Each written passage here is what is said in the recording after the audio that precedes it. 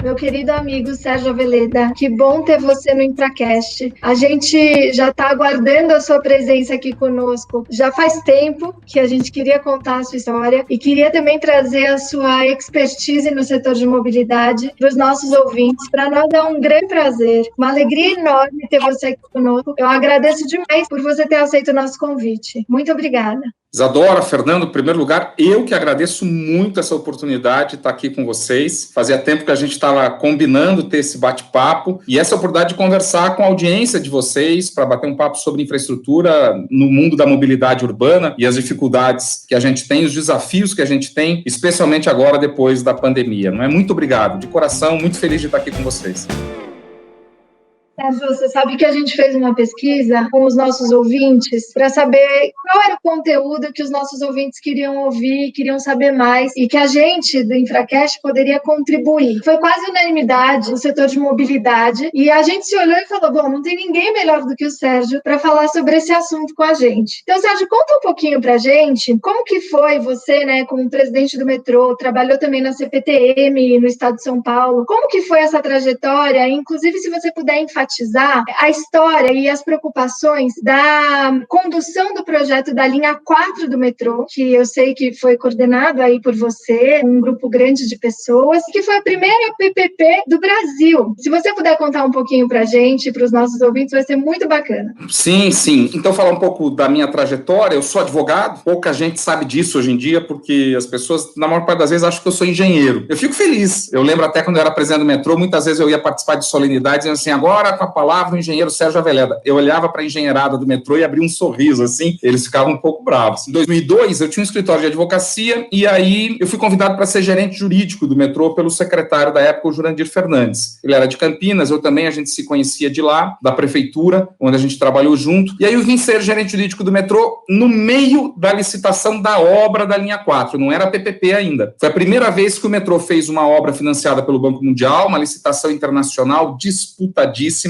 Eu acho que a gente teve mais de 25, 26 mandados de segurança só na fase de qualificação e foi um desafio enorme para entender aquela licitação imensa. Para você ter uma ideia, quando as empresas entregaram as propostas técnicas, nós tivemos que fazer um cálculo estrutural do piso da garagem do metrô para separar uma proposta da outra pelo peso que cada uma tinha, de tão complexo que era aquilo. Aí assinamos o contrato, começou a obra, eu gerente jurídico do metrô, e aí nós recebemos o desafio do governo do estado de fazer uma PPP, traduzindo. Nós não tínhamos dinheiro para comprar os sistemas de sinalização, os trens, o caminho então era fazer uma concessão para o setor privado. Concessão essa que a concessão pura da lei de 95 não permitia fazer, porque não fechava a conta, você tinha que pagar subsídio. E aí em 2004 veio a lei estadual e depois a lei federal de PPPs e abriu as portas, viabilizou, construiu a estrada para a gente poder fazer essa PPP. E como você disse, foi a primeira do Brasil, não tinha literatura, não tinha para onde olhar. E foi um trabalho muito bonito. No mundo jurídico, quem nos ajudou, assim, brilhantemente, foi o professor Mário Engler, ele que deu toda a coordenação jurídica pela Fazenda do Estado. A professora Vera Monteiro, do escritório do professor Carlos Ari, era a nossa consultora. E uma grande equipe da Fazenda, do metrô, da Secretaria de Planejamento, trabalhou e construímos o edital, fizemos a licitação, deu certo, e está aí a linha 4 funcionando, operando, como até hoje a linha mais moderna da América Latina, é a única com driverless, talvez das Américas, acho que nos Estados Unidos não tem linha de metrô driverless, sem operador. Isso foi em 2002 que eu entrei no metrô, o contrato foi assinado em 29 de novembro de 2006, eu lembro até hoje esse dia, contrato da PPP. Aí em 2007 eu fui convidado, já no governo Serra, para ser diretor de assuntos corporativos do metrô, fiquei ali até 2008, em agosto também fui convidado para ser presidente da CPTM. Aí eu começo a me divorciar mesmo do mundo jurídico, não divorciar, mas me afastar um pouquinho assim, fazer um relacionamento mais à distância, né? E vou mergulhando no mundo técnico da mobilidade. Fico 2 anos e meio na CPTM, um período de muito investimento, onde eu participei da segunda PPP em mobilidade do Brasil e a primeira concessão administrativa, que foi a compra e os serviços de manutenção de 36 novos trens para a linha 8. E quando o governador Geraldo ganha a eleição, ele me convida para ser presidente do metrô, onde eu fico de janeiro de 2011 até abril de 2012. E aí eu vou para a iniciativa privada, vou trabalhar no metrô do Rio, que era uma concessão privada, vou trabalhar no México, numa empresa brasileira, e volto para ser secretário de mobilidade do prefeito João Dória, onde fiquei entre 2017 e 2018, e agora eu sou diretor de mobilidade urbana de uma organização não governamental internacional chamada WRI, World Resources Institute. Eu estou morando em Washington e eu lidero os projetos de mobilidade urbana dessa ONG. Puxa, que carreira, Sérgio. Você acha que, de maneira geral, a solução, seja do metrô ou do VLT, são soluções que podem ser difundidas no país, ou é uma tecnologia muito cara para um país com o nosso perfil? É melhor investir mais em BRT, e você que está no exterior, valeria a pena pensar em algum outro tipo de tecnologia ou de solução? A gente tem uma caixa de ferramentas para resolver problemas. Se você tem um determinado eixo, numa determinada cidade, uma alta demanda por transporte público, a gente mede demanda de transporte público, passageiros por hora por sentido. Não é o total que a linha transporta, isso não me diz muito. Essa linha transporta 120 mil passageiros por dia. Ela pode ser lotada ou não, depende do horário de pico. O que a gente mede é pelo máximo uso do ativo, quantos passageiros por hora por sentido. Um sistema de BRT bem operado, bem estruturado, transporta no máximo entre 35 e 40 mil passageiros por hora por sentido. Acima disso, ele começa a colapsar, a ficar superlotado e não responder mais às necessidades daquele eixo de mobilidade urbana. Acima de 40 mil pessoas hora sentido, a gente não tem outra tecnologia que não seja os trilhos de trem ou de metrô. Então, se você tem uma demanda acima de 40 mil num determinado eixo, é muito difícil você conseguir atendê-la só com BRT. É uma demanda rara, só em cidades muito grandes. Abaixo disso, não dá para construir metrô, porque, como você falou, tem que pôr um dinheiro grande no investimento e o custo operacional é alto. Mas acima disso, é difícil não ser metrô. E aí gera um dilema complicado num país carente de recursos, porque você tem eixos que você precisaria ter um metrô e você precisa atender com um serviço de menor capacidade, o que vai gerar impedâncias. Mas o que eu costumo dizer, Fernando e Isadora, quando a gente está numa cidade que tem problemas de mobilidade, o que significa corredores que têm alta demanda, linhas congestionadas, alto índice de acidentes de trânsito, alto índice de poluição gerada pelo transporte, isso é mais ou menos como uma pessoa doente que tem febre. A doença não é a febre. A febre é uma maneira que o corpo usa para avisar alguém que ali tem um problema. Quando a cidade tem essas superlotações, o problema não é a falta de oferta no transporte público. O problema é um erro no desenho da cidade. Você pega São Paulo. São Paulo, se você for de manhã na estação Corinthians e Itaquera, para pegar um trem no sentido Sé, você vai ter que esperar 4, 5, 6 trens para conseguir embarcar, porque está superlotado. Ali naquele trecho de manhã, o metrô e a CPTM juntos transportam 120 mil pessoas por hora por sentido. É talvez um dos sistemas mais lotados do mundo. Se você, na mesma hora, no dia seguinte, for na estação Sé para ir para Itaquera, você vai ter um serviço VIP, serviço exclusivo, provavelmente vai ter um carro do metrô vazio para você. Isso mostra. O desejo de viagem é numa direção só, porque as pessoas foram levadas a morar em Itaquera, porque era mais barato construir prédio lá, mas não se levou para Itaquera o desenvolvimento econômico, então não tem emprego. Então as pessoas todo dia de manhã precisam viajar 40 quilômetros para trabalhar. Se a gente quiser atacar os problemas reais de mobilidade, nós vamos redesenhar esses bairros e criar centralidades econômicas para que as pessoas não precisem mais viajar tanto e a gente tenha um desejo de viagem bilateral. Que as pessoas queiram sair de Itaquera de manhã para vir, mas muita gente queira ir para Itaquera trabalhar. E aí a cidade vai se mesclando, vai reduzindo essa ineficiência que a gente tem.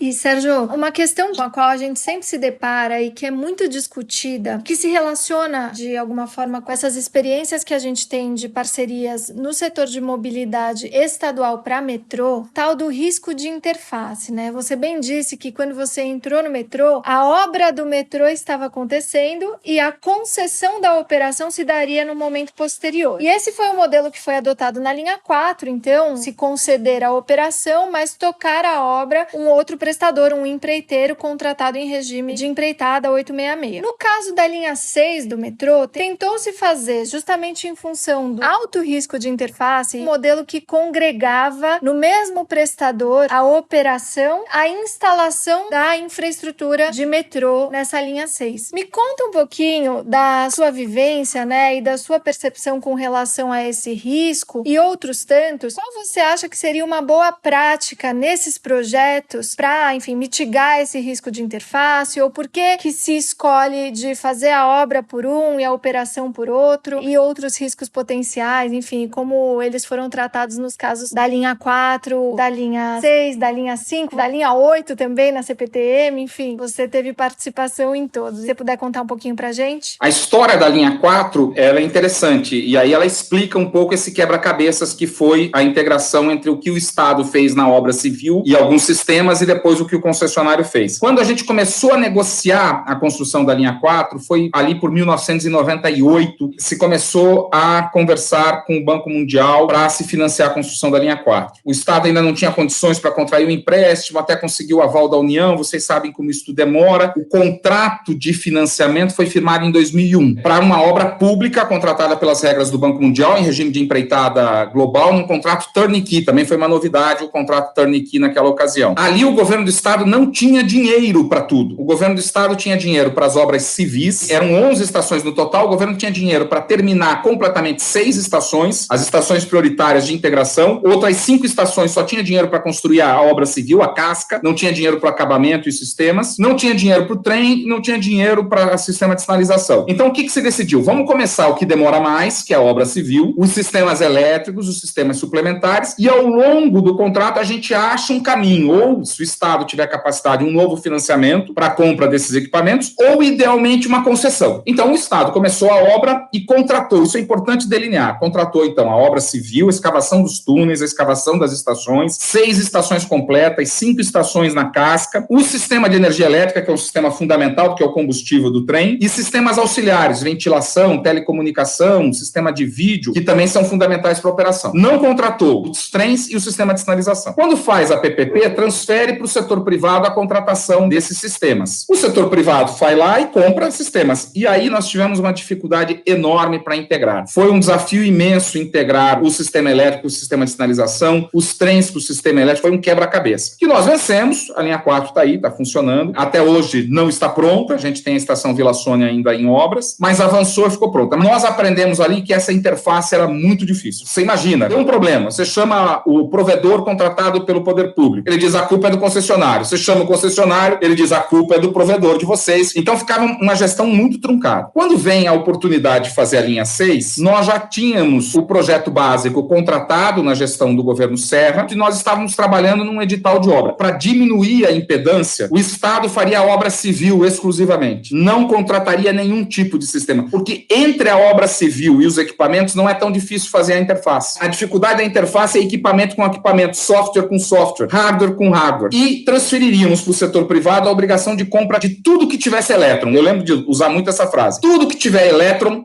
vai para o setor privado. Trem, sistema elétrico, sistemas mecânicos, tudo que envolvesse sistema iria. Mas decidiu-se uma PPP completa. Eu vou ser bastante sincero, que naquela ocasião eu fui contra. E parecia até que, assim, estava prevendo. Eu achava que era muito risco transferir para um concessionário só. Eu me preocupava. Obra civil de metrô talvez seja uma das coisas mais complexas que se tem. Escavar um túnel dentro da cidade, você sabe como começa, mas você não sabe como termina. Mas o que vai acontecer no meio é muito imprevisível. Tanto é verdade, não sei se vocês sabem disso, projeto executivo de túnel é feito dia a dia. Você escava um pedaço e no dia seguinte se faz uma revisão do projeto executivo, porque o túnel é um organismo vivo. Você escava e ele reage, ele movimenta. Então você precisa adotar medidas, uma reação à reação do túnel. Às vezes a obra tem que parar uma semana, porque o túnel se mexeu, você tem que instalar tirantes para conter aquele movimento. Eu me preocupava que um eventual atraso na obra civil de túnel, e é muito provável que se tenha, iria impactar o fluxo de caixa da concessionária. Mas no fim o problema nem foi esse, é que as concessionárias não deram conta, claro, ninguém sabia da Lava Jato. A Lava Jato foi um fator completamente imprevisível. Mas eu particularmente achava que o Estado deveria fazer como obra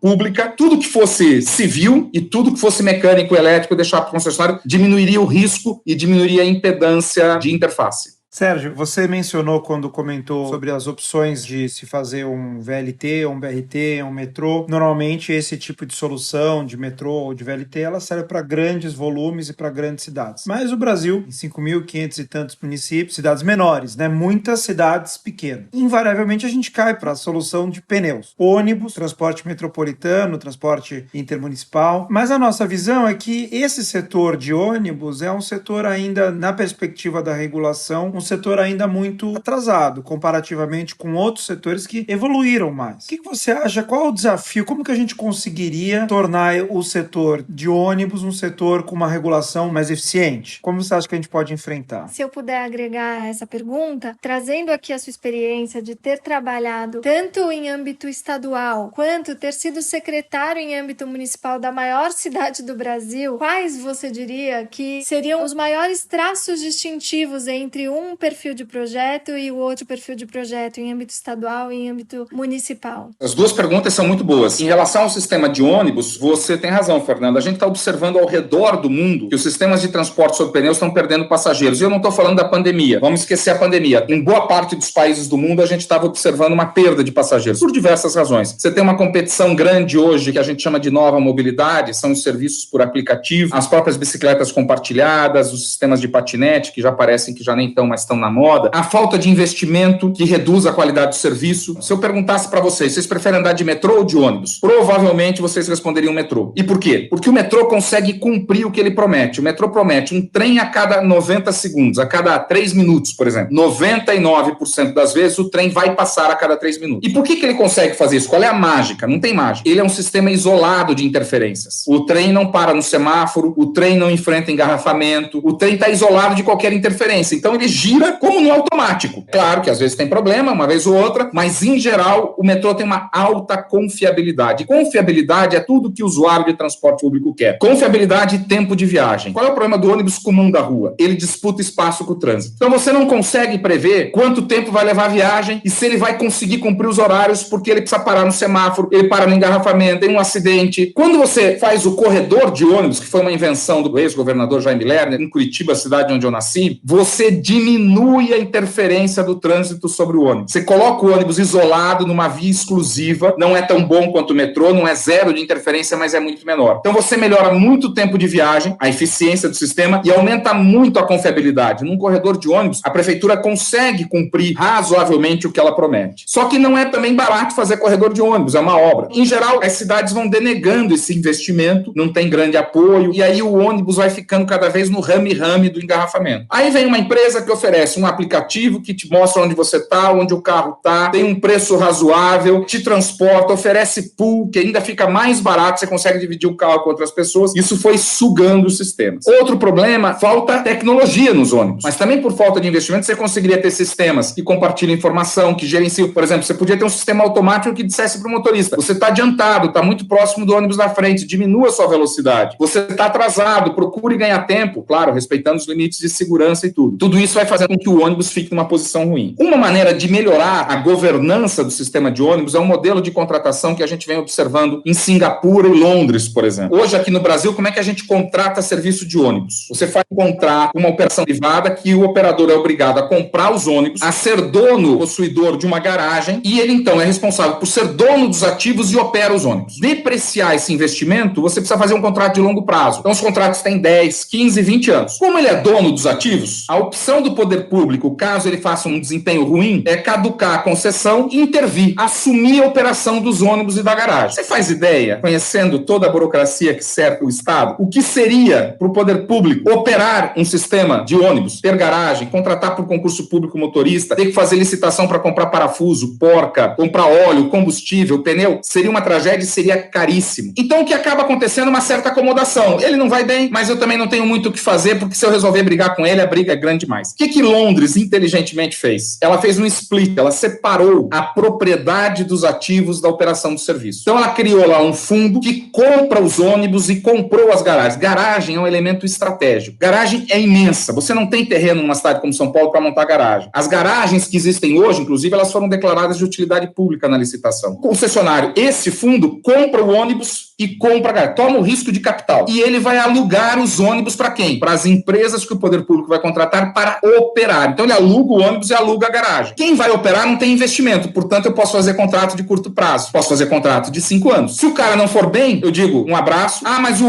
ônibus já não é seu. E aí é muito fácil eu contratar um substituto para operar aqueles ônibus. Então, o que acontece em Londres? Eles têm licitação toda semana, porque eles licitam as linhas em datas separadas. Então, tem uma competição enorme. Vieram operadores internacionais, porque não tem custo de capital. A RATP, que é quem opera os sistemas de transporte na região metropolitana de Paris, opera ônibus em Londres. A Deutsche Bahn, que é a operadora de trens na Alemanha, opera ônibus em Londres. Não tem um custo de capital, eu vou lá operar. Com isso, eles mantêm sempre uma equipe treinada para licitar. Eles sempre têm uma disputa, porque os operadores querem ganhar mais linhas, e quando alguém vai mal, tira facilmente. Eu acho que esse modelo de contratação seria o ideal. Eu tenho isso como máximo de governança, diminui o poder de captura dos empresários de ônibus sobre as agências públicas, é o modelo ideal. Agora, evidentemente, realmente não é fácil mexer com um setor tradicional, enraizado, estruturado, mas que eu acho que se eles olharem com bons olhos, eles gostariam, porque não tomam mais risco de capital, vai ter um fundo que vai tomar o risco de capital. Eles vão só operar e ser remunerados pela operação. Eu tenho certeza que isso contribuiria para baixar custos, isso contribuiria para um monte de coisa. Mas não é fácil implantar um modelo desse. Eu vi aqui na licitação de São Paulo, a legislação municipal não permitia adotar um modelo dessa natureza. E a gente muitas vezes faz um paralelo com o 99 táxi, porque pensando nesse seu modelo, que faz todo sentido, né, e trazendo essa experiência internacional, no fim das contas, a concorrência tende a ser maior mesmo, dessa parte de operação, se você segregar o investimento em material rodante, se você segregar o investimento que é necessário, seja ele feito por um fundo ou quem quer que seja ele, concessionário da infraestrutura, suponhamos, a operação ela pode inclusive se processar por meio de autorização, né? Não necessariamente uma concessão. Aqui trazendo para os nossos regimes jurídicos brasileiros. Mas enfim, esse é um tema sobre o qual a gente vem conversando. Voltando àquela pergunta anterior, conta pra gente quais você acredita sejam os pontos mais distintivos entre os projetos em âmbito estadual e os projetos em âmbito municipal, e agregando só uma pitadinha para trazer aqui para o ambiente da regulação. Como você vê algo que vem sendo muito conversado aqui no Brasil sobre a necessidade de se estabelecer locos de governança, talvez uma autoridade metropolitana, talvez uma agência metropolitana para ajudar na governança mesmo do setor, enfim. Como você vê isso? São duas realidades distintas, né? A prefeitura tem uma relação de proximidade com o cidadão muito maior, portanto um nível de pressão da cidadania sobre o agente público muito forte. Você está lidando com a vida imediata das pessoas, né? É o buraco na rua, é o posto de saúde, é o ônibus. O mundo da prefeitura é mais no varejo, digamos assim, os assuntos que você trata. Enquanto o Estado está um pouco mais distante, portanto lida com um nível mais estratégico, mais de atacado. As duas máquinas, no caso do governo do Estado de São Paulo e da Prefeitura de São Paulo, são máquinas muito bem servidas, de bons servidores, boa governança, bons procedimentos. Em algum aspecto um é melhor, em outro aspecto outro é melhor, para estruturar projetos. Eu diria que a Prefeitura de São Paulo, nos últimos anos, avançou bastante também na direção de estruturar projetos de concessão, de parceria, né? Você tem uma secretaria, você tem uma empresa, e incorporou muita gente boa lá para fazer esses projetos. Mas ela tem também mais restrições fiscais para tocar esses projetos, é mais difícil. E menos estrutura para prover garantias do que o Estado, menos ativos para dar garantia. Então também diminui o espaço para você fazer projetos estruturados para o setor privado. Em termos de governança, do ponto de vista de mobilidade, talvez porque eu tive o privilégio exclusivo, não tem outra pessoa no mundo que presidiu o metrô e a CPTM. Só eu presidi as duas empresas. E menos ainda quem presidiu as duas empresas foi secretário municipal. Sérgio, só um esclarecimento para os nossos ouvintes que não são todos de São Paulo. A CPTM é a Companhia Paulista de Trens Metropolitanos, então é um conjunto de trens que circulam na região metropolitana de São Paulo, só para que os nossos ouvintes saibam, porque a gente fala com tanta naturalidade, mas não tem CPTM em outros estados, assim. Quando eu era presidente da CPTM, por exemplo, a gente tinha estação Guaianazes super lotada, Isadora e Fernando, super lotada. Eu fui muitas vezes lá às 4 horas da manhã assistir o embarque, aquilo era um caos completo. E a Prefeitura de São Paulo aumentava a quantidade de ônibus que chegavam no terminal Guaianazes para os passageiros se integrar ali. E eu dizia para o secretário Marcelo Branco, muito amigo meu, e me ajudou muito, secretário, não dá mais. Não, mas espera aí, secretário, não dá mais. E aí ele foi me ajudando. Essa falta de coordenação, olha só um detalhezinho da operação, o caos que gerava. Você precisa levar esse pessoal para outra linha da CPTM, aqui não dá mais. Um outro exemplo positivo da integração. Em 2004, a Prefeitura de São Paulo implantou o bilhete único. É um cartão inteligente que permitiu ao usuário embarcar 2, 3 vezes pagando uma única tarifa. Então ele embarcava de manhã num ônibus, podia embarcar num segundo e no terceiro só pagava uma tarifa. Foi uma revolução no sistema de transporte. As pessoas passaram a usar muito mais, economizar dinheiro. O sistema de ônibus é um sistema, partes separadas, mas funcionando junto. Aí em 2006 eu participei desse projeto, foi um desafio, foi maravilhoso. Nós integramos esse mesmo cartão no metrô e dissemos para o usuário, olha, se você pegar um ônibus e até um determinado horário depois entrar no metrô, as duas tarifas, 2 mais 2 não vai ser 4, 2 mais 2 vai ser 3,05, 3,10 centavos, alguma coisa assim. Bom, o metrô saiu de 2 milhões e pouco de passageiros por dia para quase 4 milhões, sem inaugurar a linha nova. Só com essa decisão, só com o diálogo e integração, porque as pessoas disseram, eu vou de ônibus até um pedaço e depois eu vou de metrô, que é muito melhor, que é mais rápido. Ou seja, nós passamos a ter um sistema de transporte, que antes não era sistema. Antes eram peças descombinadas, descoordenadas. Então, quando a gente integra, a gente forma uma coisa muito melhor. Nós temos na região metropolitana de São Paulo 39 cidades. Eu pergunto a vocês onde é a divisa de Guarulhos com São Paulo, onde é a divisa de Santo André com São Bernardo. Ninguém mais sabe. Olha no Google Earth, você não vê divisa. É uma mancha urbana única. Então a gente mora em Guarulhos, trabalha em São Paulo e estuda em Mariporã. Eu posso fazer tudo ali. Só que, por não ter uma autoridade metropolitana, eu tenho então 39 secretários de mobilidade municipais, cada um planejando e decidindo o seu pedacinho. Um secretário estadual que coordena metrô e CPTM e as linhas intermunicipais. Pode ter diálogo bom, tem, todo mundo aí é bem intencionado, mas não tendo um órgão único, cada um pensa de um jeito. Então eu tenho linhas que concorrem entre si. Se eu moro no bairro de Pimentas, em Guarulhos, quero ir para o centro de Guarulhos, eu tenho que ter um cartão, vou pagar uma tarifa. Chego no terminal em Guarulhos, quero vir para São Paulo, eu tenho que ter um segundo cartão, vou pagar a segunda tarifa. Chego no terminal Armênia em São Paulo, quero pegar um ônibus. Prepare-se para ter o terceiro cartão e pagar a terceira tarifa. O que a gente está dizendo para esse usuário? Compre uma moto, amigo.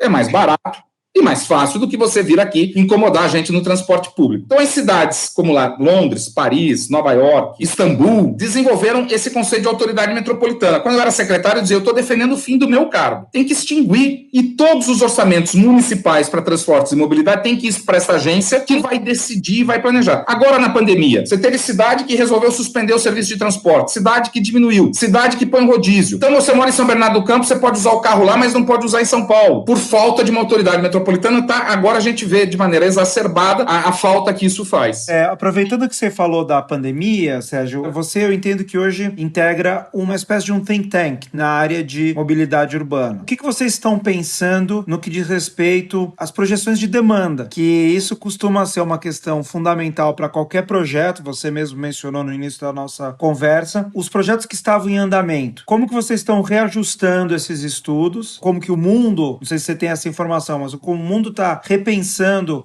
essas projeções e se existe algum tipo de expectativa de que essa pandemia possa mudar os padrões de mobilidade que existiam anteriormente. Se tem alguma previsão de mudança no comportamento de uma maneira geral. Boa pergunta, Fernando. Nós estamos mergulhados nesta crise, setor de mobilidade urbana, em alguns lugares até paralisado, né? E aí a gente vai vendo alguns paradoxos, né, do transporte público. O transporte público, como eu falei no começo, é para transportar muita gente. Eu costumo brincar que se você for numa cidade e o metrô estiver vazio, alguém errou. O metrô não foi feito para andar vazio. Quando eu era presidente do metrô, a gente apanhava muito pela superlotação no horário de pico, e eu mostrava várias vezes nas minhas redes sociais vídeos do metrô de Tóquio, de Seul, de Pequim, de Nova York, de Londres, de Paris, lotados. Ah, mas Londres é melhor. Claro que é melhor. Tem mais linhas, tem mais possibilidade de integração, mas no horário de pico, você não vai achar metrô vazio se ele foi bem feito. Então, se eu tenho como característica transportar uma grande quantidade de pessoas, eu sou um local de aglomeração. Nesse momento, o transporte público é um local de risco. Mas eu não posso parar o transporte público, porque para manter os serviços essenciais, eu preciso que as pessoas cheguem. Eu preciso que o enfermeiro, o técnico de enfermagem, o cabo, o soldado, o agente da Polícia Civil, o varredor, o entregador, o cozinheiro do restaurante, o repositor do supermercado, eu preciso que eles cheguem ao trabalho para que a cidade tenha um mínimo de sobrevida. É paradoxal, nós somos essenciais, ao mesmo tempo, somos um lugar de risco. Claro que a demanda, nesse momento, é caótica. A cidade de Porto Alegre operava, no começo da pandemia, com 25% dos passageiros. E o drama, os custos fixos são muito elevados. Então, Porto Alegre operava com 25% da receita e 70% dos custos. O custo de capital é muito alto, para você depreciar isso é muito elevado. Você não pode demitir os motoristas e dizer assim para ele, tchau todo mundo. Amanhã acaba o isolamento, você não treina um motorista de ônibus urbano do dia para a noite. É uma máquina, tem uma inércia muito grande. Os sistemas estão entrando em colapso. Ontem, 2 empresas aqui da região metropolitana anunciaram falência. Hoje, uma empresa do Rio Grande do Sul anunciou que está fechando as portas. Nesse momento, não tem jeito senão os governos centrais, nacionais, entenderem que a mobilidade urbana deve fazer parte dos planos de estímulos econômicos. O governo dos Estados Unidos transferiu 25 bilhões de dólares para as cidades para a manutenção dos serviços de mobilidade urbana. A mobilidade, depois da pandemia, continuará sendo estratégica. Não dá para imaginar que a cidade de São Paulo não vai precisar de mobilidade quando terminar tudo isso. Nós temos que fazer um esforço, uma coordenação de governos para ter uma ajuda, não é ajuda para empresário, não é ajuda para manter a remuneração de empresário, mas para manter a capacidade operacional dessas empresas quando a gente retomar. Segundo, nós vamos ter uma fase de transição. A Europa entrou nessa fase de transição, a China já entrou há algum tempo. Não será fácil também, porque algumas cidades, por exemplo, estão dizendo que os ônibus só podem andar com metade da capacidade. Muito bem, nós vamos ter que dobrar a oferta. Isso vai ter um custo, quer dizer, esse plano de estímulo e de apoio, ele vai durar um pouco de tempo, ele não pode ser só agora, no momento agudo da crise. E olhando para o futuro, eu gosto muito de uma frase do Drummond, que é: a vida precisa de pausas.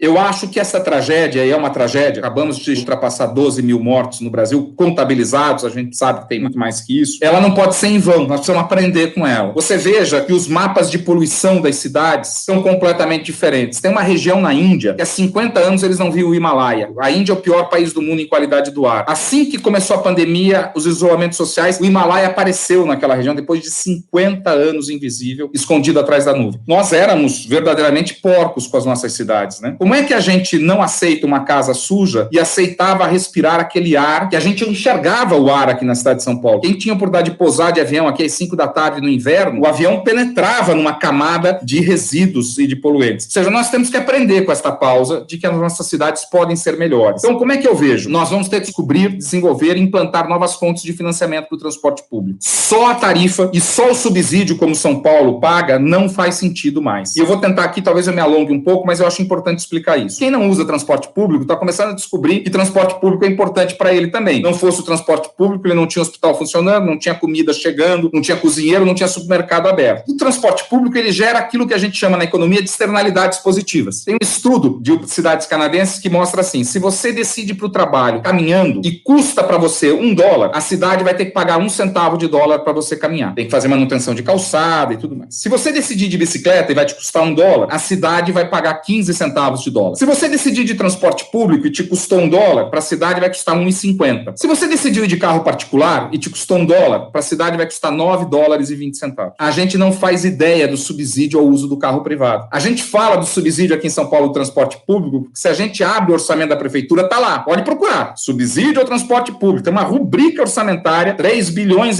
por ano. Mas se você procurar subsídio ao carro privado, não tem. Na contabilidade pública, a gente não contabiliza como subsídio. Mas a gente precisa fazer o asfalto, a gente precisa manter uma CET, agentes de trânsito, a gente tem o custo com os mortos, a gente perde um avião por dia no Brasil. São 125 mortos por dia, centenas de feridos com sequelas para o resto da vida, que vão onerar o sistema de seguridade social. A gente tem a poluição que mata todo dia em São Paulo. Eu não me lembro quanto, o professor Paulo Saldiva sempre repete esse número. É assustadora a quantidade de pessoas mortas pela poluição. A gente tem a ineficiência do congestionamento. O carro, ao contrário do transporte público, é um gerador de externalidades negativas. Portanto, do ponto de vista econômico, faz todo sentido que quem usa o carro ajude a pagar quem está no transporte público. Então nós vamos ter que começar a discutir pedágio urbano, coisas que os políticos sempre tiveram medo, porque eram antipáticas, mas são corretas do ponto de vista conceitual, teórico e prático. Nós vamos ter que descobrir para financiar o transporte público. Segundo, nós precisamos pensar num transporte mais limpo. Os planos de estímulo econômico precisam considerar investimentos sim, em metrô e em ônibus elétricos, por exemplo, porque isto gera muito emprego, isto abre um novo mercado e diminui a poluição nas cidades brutalmente. Terceiro, melhorar a governança, nós já falamos, não dá mais para ter esse nível de governança com tanta ineficiência. Quarto, bicicleta e pedestres. A gente está vendo Paris, Londres e Milão anunciando planos ambiciosos de estímulo à bicicleta. Nós vamos ter gente com medo de usar o transporte público enquanto o vírus estiver entre nós e a gente não tiver vacina. A gente não pode permitir que essas pessoas vão para o carro, porque aí o caos vai piorar. Se a gente tiver uma estrutura cicloviária, um programa seguro de estímulo ao uso da bicicleta, olha a resiliência que a gente tem. A bicicleta pode operar em qualquer circunstância, as pessoas podem caminhar. E vamos lembrar, a imensa maioria das viagens de carro tem menos de 5 km de distância. As pessoas podem fazer. A bicicleta elétrica está chegando, você não precisa mais ser atleta para pedalar. E por fim, data, informação. Nós cada vez mais precisamos acumular informação e usar a inteligência artificial para transformar isso em imediata reação na operação dos serviços e empoderamento do cidadão. O cidadão tem que ter o direito de planejar a sua viagem. Isso é importante. E integrar com os novos serviços. O Uber, esses serviços não podem ser canibais do transporte público. Eles têm que cooperar, se integrar com o transporte público. Fazer a última milha. Então são desafios imensos que a gente vai ter por causa da restrição de dinheiro, mas nós precisamos encarar isso como uma oportunidade para redesenhar os nossos sistemas de transporte para serem mais sustentáveis e menos ineficientes. Então tem oportunidade na crise, né? E eu achei bacana que você trouxe aí dados da sua vida pessoal. Você falou que anda de transporte público e vou contar aqui para os nossos ouvintes. É um exímio ciclista, era conhecido por ser o secretário que chegava na prefeitura de bicicleta. E falando questões pessoais, Sérgio, achei muito bacana que você gentilmente topou dar essa entrevista pra gente e tratar de um tema que diz respeito à sua vida pessoal, mas também diz respeito a um assunto sobre o qual a gente fala com muita seriedade aqui no Infracast, né? Sérgio, tem um tema que eu acho que todo mundo que trabalha com o governo se depara, e inclusive a academia chamou do apagão das canetas. Nenhum gestor quer tomar mais decisão porque ele está sempre pressionado pressionado, sempre premido por órgãos de controle, por Ministério Público, e aí é melhor não decidir. Mas você teve uma situação, quando vi, eu falei, puxa, eu vou falar, eu acho muita injustiça, que foi uma condenação em primeira instância, cujo processo se iniciou numa gestão anterior à sua, no metrô, talvez você possa contar em mais detalhes. A única coisa que você fez foi se negar a paralisar uma obra que você não havia contratado, mas que você precisava tocar. E você precisava tocar simplesmente porque você colocou aqui as externalidades positivas que um serviço de metrô geram para uma cidade como São Paulo são imensas. De alguma forma você enfrentou determinação de um único procurador que de alguma forma queria fazer política pública, por isso foi penalizado, mas que felizmente essa história, por mais difícil que tenha sido, ela acabou com um final feliz. E eu estava te contando antes da nossa entrevista, eu sei que um dos seus advogados foi o Dr. Celso Mori, do Pinheiro Neto Advogados, que fez esse trabalho de uma maneira aí muito gentil, né? E acho que comprova também a sua seriedade. Eu sou ex-Pinheiro Neto, trabalhei 8 anos lá, a gente sabe da retidão e padrão ético do escritório, e o escritório ter topado assumir essa causa, certamente com alguma dimensão pro bono, porque a gente sabe que os honorários não são brincadeira lá, e o Dr. Celso Mori assumiu essa causa, e ele é alguém que eu admiro demais. Mas eu queria ouvir, a gente queria ouvir um pouco essa sua história, porque eu acho que é uma história que muitos gestores passam. Felizmente você teve um final feliz, mas muito demorado também, porque você sofreu durante muito tempo com o processo, e uma pessoa séria como você, mas eu tava na minha aula na FGV, e um aluno veio conversar comigo, tinha visto um post que eu tinha feito sobre esse tema, e ele disse que conhecia, acho que a sua filha, e disse, poxa, é muita sacanagem, né, professora? E eu queria que você contasse, a gente queria que você contasse essa história pra gente encerrar a nossa entrevista aqui. Resumiram bem o que aconteceu. Quando eu cheguei no metrô, para ser presidente do metrô, eu vinha da CPTM, eu encontrei uma licitação paralisada por uma denúncia de formação de cartel feita pelo jornal Folha de São Paulo. E nós tínhamos que decidir se anulava o contrato ou não. Fizemos um processo administrativo, como deve ser feito, com direito ao contraditório, e nós chegamos à conclusão que não havia uma prova cabal, não vou entrar nos detalhes aqui de cartel, que, portanto, a gente deveria seguir com os contratos, e se, eventualmente, outras investigações feitas pelo CAD, pela polícia, provassem a existência do cartel, nós tínhamos garantias desses consórcios suficientes para indenizar o metrô por eventual prática de cartel. Basicamente porque a obra estava pronta para começar, os imóveis desapropriados, todos os imóveis, centenas de imóveis desapropriados se degradando, projeto básico contratado, empréstimos com os bancos contratados para os equipamentos, e não havia uma prova cabal do cartel, e decidimos uma decisão de alto nível do governo do estado, não foi minha, pessoal, formalmente foi da diretoria do metrô, não tinha competência estatutária nem para assinar o contrato, nem para anular o contrato, precisava de autorização do metrô, da diretoria como um colegiado, mas o governador, os secretários, PGE, todo mundo foi ouvido, decidimos tocar. O Ministério Público se sentiu afrontado porque ele queria anular o contrato. E aí, depois que a gente tomou essa decisão, mesmo eu esclarecendo que eu não tinha competência para tomar essa decisão, que eu deveria anular, e a gente decidiu em reunião de diretoria não acatar a recomendação do Ministério Público. E isso eu tenho a impressão que gerou uma situação de muito desconforto. Eles entraram com a ação, e até aí entrar com a ação faz parte do processo democrático de controle dos atos públicos. Mas o que, de fato, machucou muito foi que o promotor de justiça, antes de ajuizar a ação, foi ao Jornal Nacional e anunciou que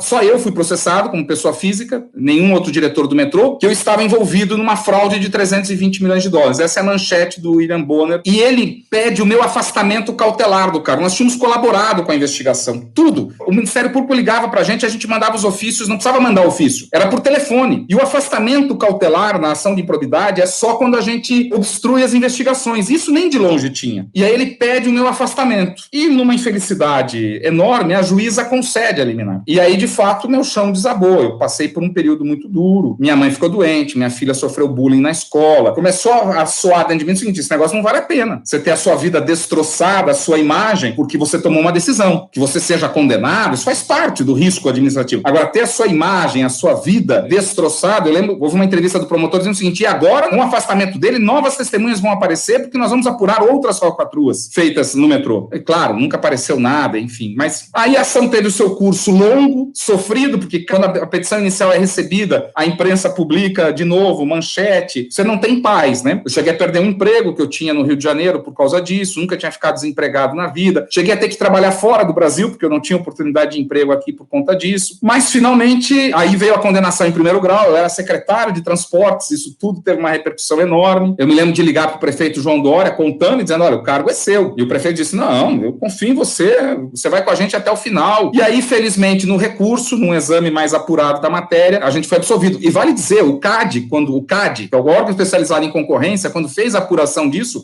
arquivou dizendo não tem prova de formação de cartel, isso em 2012. Nós juntamos isso no processo e a juíza falou, não, mas aqui não se trata de cartel, se trata de conluio em licitação. Infelizmente chegou tarde demais, a minha mãe, nesse período, o Alzheimer dela acelerou muito, então ela não tem consciência que eu ganhei o processo, né? Mas chegou. E hoje as pessoas que me conhecem dizem, você é outra pessoa. Eu fui condenado a indenizar o Estado em 10 bilhões de reais. Eu costumo dizer, acima de 100 mil, pode colocar quantos zeros quiser, que não vai ter diferença. 10 bilhões, perder direitos civis, perder a habilitação para o exercício da função pública. E eu acho que a lei de introdução, a modificação da lei de introdução ao direito civil, né, projeto de autoria do senador Anastasia, mas que a gente sabe, inspirados nos professores Carlos Ari e Floriano de Azevedo Marques, trouxe um marco para dizer o seguinte, olha, o administrador público não será punido se ele não agir com dolo ou com culpa grave. Porque você imagina, presidente de um banco, em que o acionista diga para ele o seguinte, olha, se você errar aqui, você vai pagar o seu patrimônio, você vai ser demitido, você não vai poder exercer a função do banco, basta um erro. Quem que vai ser presidente de banco assim? Imagina chegar no Google e dizer o seguinte, ou na Apple e dizer o seguinte, olha, ninguém mais pode errar aqui. Se errar, tá ferrado. Ninguém inventa mais nada, a gente não tinha iPhone. E o erro faz parte do processo de inovação, faz parte do processo de gestão. O erro é quando você amedronta a pessoa de que ela não pode errar, a gente tem um apagão da caneta. Aí é melhor não fazer nada. Eu não conheço ninguém que respondeu a ação de improbidade por não ter feito. Conheço vários gestores que ficaram anos na administração pública e não fizeram nada. Você vai consultar no Tribunal de Justiça, zero. Então você começa a incentivar esse comportamento. Por que eu vou fazer se racionalmente... E aí eu gastei muito com honorários. Claro que pro Pinheiro Neto foi quase pro bono, mas para mim foi muito. Paguei do meu bolso. Nunca ninguém me repôs esse dinheiro e nunca vou ver esse dinheiro de volta. E eu publiquei um artigo logo depois da minha absolvição, né, dizendo nós precisamos mudar esse sistema de controle. Não é possível tornar a vida do administrador público um pesadelo. E não é que é só um órgão de controle, são vários. Cada um tem uma posição. É um grau de indeterminação muito profundo no controle. Isso assusta. O que provoca? As pessoas de bem, para que eu vou lá, tá entendendo? Se o salário não é bom, ok, o salário de funcionário público nunca foi bom, faz parte da vocação. Mas uma coisa é o salário não ser bom, outra coisa é o risco de eu ter que pagar advogado pro resto da minha vida, da minha imagem, do meu nome, da minha família e pra lama. Então, eu acho que a gente precisa achar esse equilíbrio. Eu acho que a gente tá começando o pêndulo que foi lá pra longe, começando a voltar para um certo equilíbrio. Eu espero que continue nessa toada. Ninguém defende a impunidade ou a proteção a corrupto. Não é isso. Corrupto tem que ser punido, quem age com dolo para prejudicar o interesse público tem que ser punido. Agora, aquele que age amparado no entendimento jurídico razoável e com vista a uma decisão que, se a gente tivesse anulado o contrato, a linha 5 hoje não estaria pronta. Eu posso assegurar para vocês. Levaria 2, 3 anos para refazer a licitação. Mesmo que tenha havido cartel e tudo mais, o benefício que a sociedade tem é infinitamente maior com a obra pronta. É outra coisa que a gente não faz no setor público. A gente não conta a obra parada. Qualquer problema para a obra. Quanto custa para a obra? Quanto custa anular o contrato? Ninguém faz esta conta num órgão de controle. Agora vamos tocar o barco para frente e já estamos mais tranquilos, né?